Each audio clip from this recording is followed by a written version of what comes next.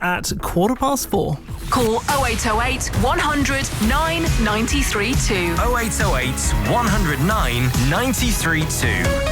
BBC Radio Geurnsey.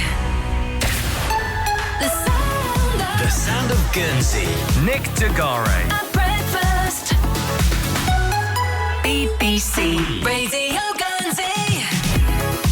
Oh, hello. Welcome to July. Welcome to the 3rd of July, in fact, to your Monday morning. And to BBC Radio Geurnsey at 8 Nik de Garis here with you, sitting in for Tim Hunter today and tomorrow. Hope you managed to make the most of the weather at the weekend. Maybe you're one of the many people who took the first dip in the sea for the 30 Bays in 30 Days at Varzon on Saturday night.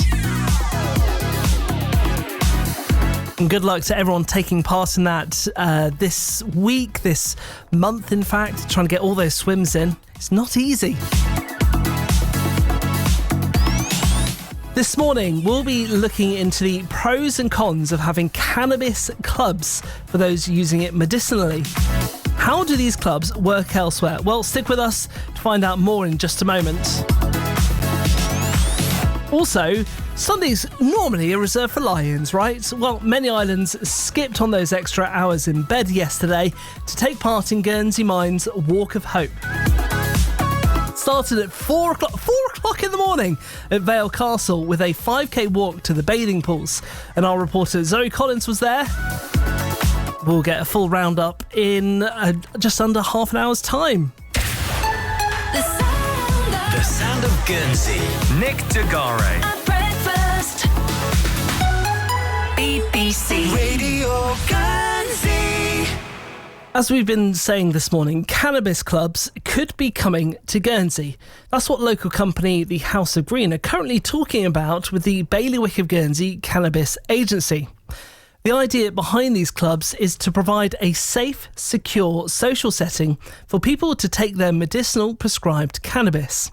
An hour ago, Paul Smith from the House of Green explained what the clubs could be like. I think there's a number of considerations I think you have to look at. I mean, for a start, Guernsey is governed by the International Conventions on Drug Matters, which are actually the responsibility of the UK government, although they are binding on us. And under those international agreements, in relation to cannabis, the only use that is allowed is medicinal or experimental.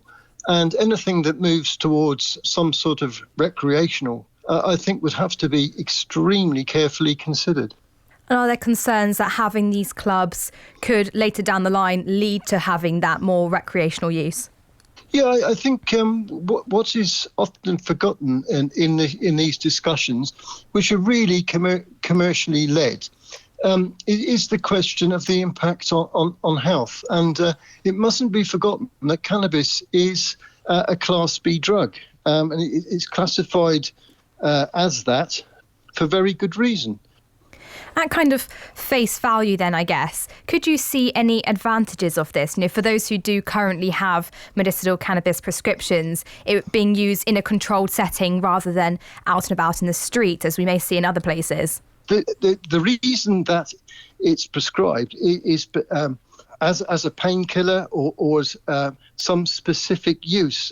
And I think that the suggestion of that's taking your medication in some sort of group setting, I'd really like to be convinced by public health of the viability of it and to what advantages there could be. I can't see any at the moment. That, of course, was the President of the Home Affairs Committee, Deputy Rob Prow, not Paul Smith there, speaking to our reporter Olivia Fraser about his thoughts on these medicinal cannabis clubs potentially coming to the island. Let's have a listen to what Paul Smith did say from the House of Green an hour ago. I would, roughly envisage it very much as going to sitting in someone's front room. It's going to be a space where, there's going to be places that are comfortable to sit. Like, you can have a soft drink or a coffee. You maybe play a video game or watch a video on TV or something like that. So it's going to be very much a sort of relaxing space. So just to be clear then, are you seeing these potential spaces in Guernsey as places where people would buy medicinal cannabis? No, certainly not to start with anyway. I mean, medicinal cannabis has to be purchased from a pharmacist. So you have to be prescribed it by a clinic, and then they give you the prescription. You have to go to the pharmacist to collect your prescription. The clubs would not be selling flower, not be selling any cannabis at all on the premises. But it sounds like it's something that you hope for in the future. It could possibly get to that point. You know, in Malta and other countries, for example, they're looking at cannabis clubs where you can actually grow, because you're allowed to grow a certain number of plants at home. You can grow those, and they pull those together, and so you have clubs whereby people can grow their own cannabis. I don't see that happening here soon, but I think it's a place where every patient that's a member of the club would bring their own prescription and vape their own prescription. That's Paul Smith from the House of Green here in Guernsey. Well, joining me now is Greg de Hoedt, the chairman of the UK Cannabis Social Club, to talk more about what these clubs are like and how they've worked in the UK. Good morning, Greg.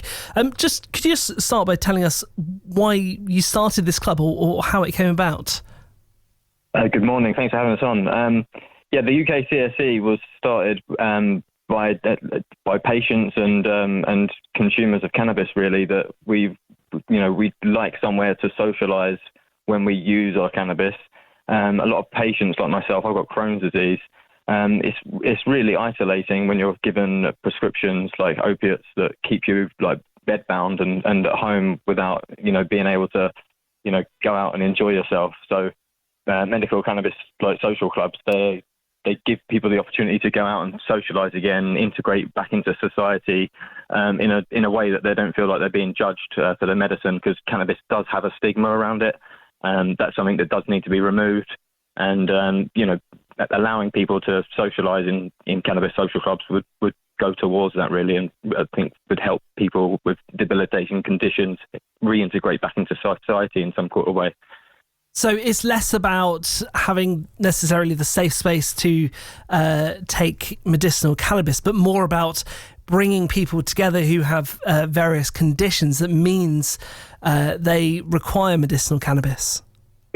Yeah, it's both, really. I mean, in the UK, the cannabis social clubs have acted like an information point for people. Up until 2018, cannabis was illegal for medical use as well. So a lot of patients, they came to the clubs to find out about whether medical cannabis was something that was suitable for them, because they're not having the greatest experience on prescription medication.